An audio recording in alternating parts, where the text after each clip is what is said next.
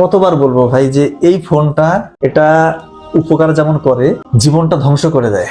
মরে গেলে তো ভালো, কিন্তু এটা কোন লাগবে ভাই? দিনের পর দিন এই জিনিসটা দিয়ে, এই যন্ত্রটা দিয়ে আপনার ছেলেমেয়েরা যে কোন লেভেলের খারাপ গুণা করছে, খারাপ কাজগুলো করছে। আমি বারবার বলি যে একটা বিষধর সাপ যদি আপনার ছেলে বা মেয়ের বেডরুমে রাখতেন তা মনে হয় ভালো হতো। সে তাকে সবল দিয়ে চলে যেত, মরে যেত, শেষ। এমন একটা যন্ত্র দিয়েছেন, এমন একটা বিষধর সাপ দিয়েছেন যেটা তাকে মারবে না, মারবে ইহকালে হারাবে, আল্লাহ মাফ করুক, পরকালে শেষ হবে। আপনি তো মনে করতেছেন যে আমার ছেলেটা মেয়েটা তো বাইরে কারোর সাথে মিশে না, ভালোই তো, বাসায় থাকে, একা রুমে ঘুমায়, রুমের মধ্যে মনে হয় ভালো কিছুই করছে, ইবাদত করতেছে না। মোবাইল তো দিয়ে দিছেন, বিশ্বাস করেন, একটু যদি আপনারা যদি চেক করতে পারেন, অনেক গার্ডিয়ান তো জানেই না যে কিভাবে চেক করে, হিস্ট্রি কিভাবে চেক করার। ছেলেমেয়েরা এত চালাক, ওয়াচ হিস্ট্রি সব ডিলেট, কি দেখছে কোনো কিছুই পাবেন না। যার দেখবেন ওয়াচ হিস্ট্রি ডিলেট, ওর মধ্যে ঘাপলা, তার মানে ও খারাপ কিছু দেখছে। ভাই মানে কেমনে বুঝে এটা যে এমন ভয়াবহ একটা অবস্থা বাংলাদেশে, গোটা বিশ্বব্যাপী গেছে। আমার তো একটা মুসলিম দেশ, আমরা, আমাদের ডিরেক্টলি নিষেধ করা আছে, ইসলামের বিধানের মধ্যে আছে, এই মানে জেনার ধারে কাছে যাওয়া যাবে না। পর্নোগ্রাফি তো একটা জেনা, চোখের জেনা। এরপরে মাস্টারবেশন করতেছেন, একদম হারাম। চিন্তা করেন, ইমান এমন সব শেষ, তারা এমন সিস্টেম চালু করছে।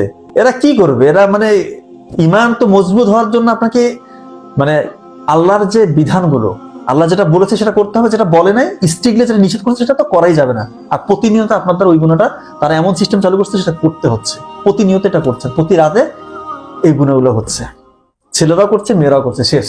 কারা মাথা চড়া দিবে? তাদের সাথে যে যুদ্ধ করবেন, ইমাম মাহাদি আসবে, তার পিছনে যে যুদ্ধ করবেন, ওই মানে আপনার ওই ইমানি শক্তিটাই আসবে না, আগেই আপনাকে শেষ করে দিচ্ছে, গোড়া থেকে কেটে দিচ্ছে আপনাকে। আপনি কি যুদ্ধ করবেন? এমন সিস্টেম চালু করে দিচ্ছে, দেখেন, চিন্তা করেন।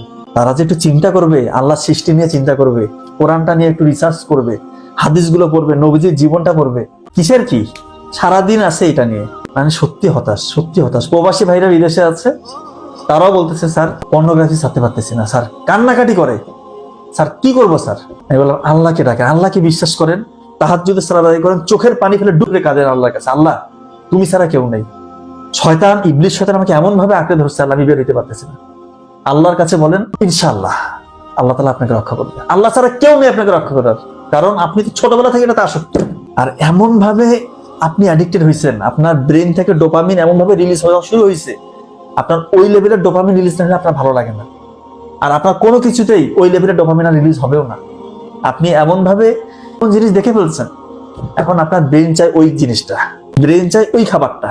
আল্লাহর কাছে আশ্রয় চান, আল্লাহর কাছে সাহায্য চান, চোখের পানি ফেলেন। ভাই আমাদের আসলে বিশ্বাসের মধ্যে ঘাটতি, আমরা বিশ্বাস করতে জানি না। আমরা আমাদের বিশ্বাসের মধ্যে এই জিনিসটা আছে যে মনে হচ্ছে যে এত গুনাহ করছি, আল্লাহকে আমার ক্ষমা করবে, বা আমি তো অনেকবার তওবা করছি, কই কাজ তো হচ্ছে না।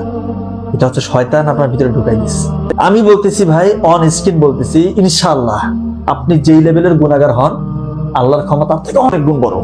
আপনি যেই লেভেলের গুনাহগার হন, আল্লাহ যে কত দয়ালু, কত মহান, এটা আপনি চিন্তা করতে পারবেন না। আপনি মন থেকে একদম সব ছেড়ে দেন, মন থেকে ছেড়ে দিয়ে আল্লাহর কাছে সিজদায় গিয়ে লুটিয়ে পড়েন, কান্না করেন যে আল্লাহ আমি ভুল করছি, আল্লাহ আমার মতো পাপী আর পৃথিবীতে কেউ নেই, আল্লাহ তুমি ছাড়া আমাকে কেউ নেই, রক্ষা করো।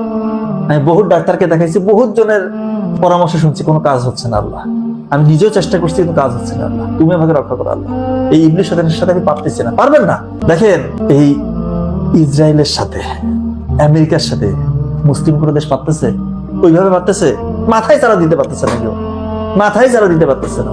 আর ইবলিস শয়তান কত শক্তিশালী, কত শক্তিশালী। ওর সাথে আপনার যুদ্ধ হচ্ছে, আপনি একা। আপনি পারবেন?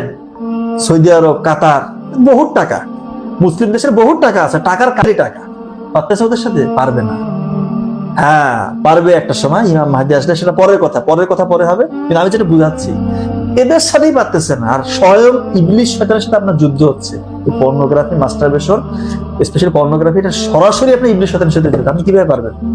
আল্লাহর সাহায্য যদি আপনি না নেন, জিন্দেগিতে পারবেন না। এভাবে আপনার মৌত হবে, আল্লাহ মাফ করুন, এভাবে মৃত্যু চলে আসবে। এজন্য বলছে আল্লাহর সাহায্যকে কোনোভাবে ছোট করে দেখবেন না, এবং আল্লাহর সাহায্য ছাড়া আপনি কোনোভাবে বেরো হইতে পারবেন না। কোনো উপায় নাই, কোনো ডাক্তার, কোনো কবিরাজ কেউ পারবে না আপনাকে রক্ষা করতে। আল্লাহর কাছে লুটিয়ে পড়েন, সাহায্য চান, নাহলে কিন্তু ভাই কতবার বলবো, এটার যে ক্ষতিকর প্রভাব, স্মৃতিশক্তি কমে যাবে, মেজাজ খিটখিটে হবে, যাত্রার সাথে খারাপ ব্যবহার করবেন, সমাজে কারোর সাথে মিশতে মন চাবে না, সারাদিন মনে হবে একাকি রুমের মধ্যে থাকি আর পর্ন দেখি। কারোর সাথে চোখে চোখ রেখে যে কথা বলার একটা ব্যাপার, এটা সামাজিক যে সৌন্দর্য, বড়দেরকে সম্মান করা, ছোটদেরকে স্নেহ করা থাকবে না, উঠে যাবে। মেজাজ খিটখিটে। দেখবেন যে যারা বিয়ে করেছে বলতেছে 1 মিনিট সময় পাচ্ছে না, দ্রুত বীর্যপাত হয়ে যাবে। টেস্টোস্টেরন হরমোনের অবস্থা একেবারেই খারাপ। ইরেকশন ঠিক মতো হবে না ছেলেদের, ইরেকটাইল ডিসফাংশন। যারা স্টুডেন্ট পড়ালেখা করবে, নাই, পড়ালেখা অবস্থা খুব খারাপ, কিছুই মনে থাকে না। স্যার কালকে কি পড়ছে আজকে নাই, কারণ নাম শুনছেন কিছুই মনে নাই। মানে এটা পৃথিবীর সব থেকে ভয়ঙ্কর মাদক হচ্ছে এটার মধ্যে দেখছি, এই পর্নোগ্রাফি। এর উপরে কোনো মাদক নেই। এবং আমি একটা কথা বারবার বলি, খুব ইম্পর্টেন্ট কথা, আপনার অনুশোচনা, আপনার অনুতপ্ত হওয়ার ব্যাপারটা হবে এই লেভেলের, আপনার কোনো ভুলের কারণে, কথাটা খুব মনোযোগ দিয়ে শোনা, আপনার কোনো ভুলের কারণে যদি আপনার খুব সব থেকে আপনজন, আপনার নিকটজন কে হইতে পারে, আপনার মা বাবা, আপনার স্বামী স্ত্রী, আপনার ছেলে মেয়ে, এই তো ভাই বোন, এদের যদি কারো মৃত্যু হয়, আল্লাহ মাফ করুন, আপনার কোনো ছোট্ট ভুলের কারণে, আপনি একটা ভুল করে ফেলছেন, যে ভুলের কারণে তার মৃত্যু হয়েছে। কিরকম হইতে পারে, ধরেন একটা কারেন্টের ছোট কাজ অনেক সময় বাসায় অনেকে করে, কাজ একটু করতেছেন, একটা তার আপনি অরক্ষিত রেখে পাশের রুমে কোনো একটা জিনিস আনতে গেছেন, ওই সময় আপনার বাড়ির কাছের মানুষ, মা বাবা, ভাই বোন, স্ত্রী, স্বামী স্ত্রী, ছেলে মেয়ে, যে কেউ একজন ঢুকছে, ওই জায়গায় হাত দিয়ে দিয়েছে, এসে দেখতেছেন সে কারেন্টের মধ্যে শক খেয়ে পড়ে আছে, বান হয়ে গিয়েছে, পুরো মরে গেছে, আর কোনো তার জীবন নাই। এই দৃশ্য দেখে আপনার ব্রেইনের অবস্থাটা ওই সময় কি হবে চিন্তা করেন। প্রথমত আপনি থমকে যাবেন, মানে কান্নায় ভেঙে পড়বেন, এবং অনুশোচনা এবং অনুতপ্ত হওয়ার যে ব্যাপারটা আপনার কোন লেভেলে যাবে চিন্তা করেন। এটা কি মানে ওনাকে কবরস্থানে দ্বারস্থ করলেন, কবর দিয়ে আসলেন, এরপরে কি অনুশোচনা শেষ হয়ে যাবে? 1 দিন 2 দিন মনে থাকবে নাকি? 5-7 দিন, 1 মাস, যদি এই ভুলটা না করতাম, যদি আমি তারটা অরক্ষিত না রাখতাম, আজকে হয়তো আমার মাটা, বাবাটা, আমার ছেলেটা, মেয়েটা বেঁচে যেত। এরকম মনে হবে না? এটা কি 1 মাস 2 মাস? মৃত্যুর আগ পর্যন্ত আপনার এই অনুশোচনা থাকবে। মৃত্যুর আগ পর্যন্ত আপনার এই খারাপ জিনিস দেখার পর, পর্নোগ্রাফি দেখার পর, মাস্টারবেশন করার পর অনুশোচনা, অনুতপ্ত হওয়ার ব্যাপারটা তার থেকেও বেশি হতে হবে। তাহলে আল্লাহ তাআলা আপনাকে সাহায্য করবে ইনশাআল্লাহ। আল্লাহ তাআলা আপনাকে ক্ষমা করবে। আমার কি কথাটা বুঝতে পারছেন? আর এখন ছেলে মেয়েদের অবস্থা এমন, মানে পর্ন দেখে মনেই করতেছে না যে এটা একটা গুনাহ। আর অনেক তো সুশীল, এদেরকে মানে মনটা যে চায়, অনেক সুশীল বলে যে 18 বছরের পরে পর্ন দেখা যাবে, 18 বছরের নিচে যেন পর্ন না দেখে। এদেরকে অনস্ক্রিন বলতেছিলাম, মানে গাইলেতে মন চায়। এটা কি বলবো, এরা হচ্ছে সব থেকে খারাপ ভণ্ড। 18 বছরের পরে পর্ন দেখা যাবে না, তোকে বলছে। এরা চায় যে এগুলো সহজলভ্য হয়ে যাক। যারাই দেখবেন এই ধরনের কথা বলবে, মানে একটু ইজি করে দিবে, মানে একটু ইজি, হ্যাঁ ইজি না, এরা হচ্ছে ভণ্ড, এটা সমাজ ধ্বংস করার জন্য আসছে। এরা, এদের কথায়, এদের ফাঁদে পা দিবেন না। আর নাটক সিনেমা, ওদেরকে তো বলছি, ওরা তো ভয়ানক ভণ্ড। নাটক সিনেমা চলবে না, বাসায় টেলিভিশন লাগবে না। কিসের টেলিভিশন? আর মোবাইল ফোন আরেক ভয়ঙ্কর জিনিস। এজন্য বলছি ভাই, একটু সতর্ক হন, ইমানটা এভাবে হারাইয়েন না, শেষ হয়ে যাবেন ভাই, বিশ্বাস করেন। আল্লাহ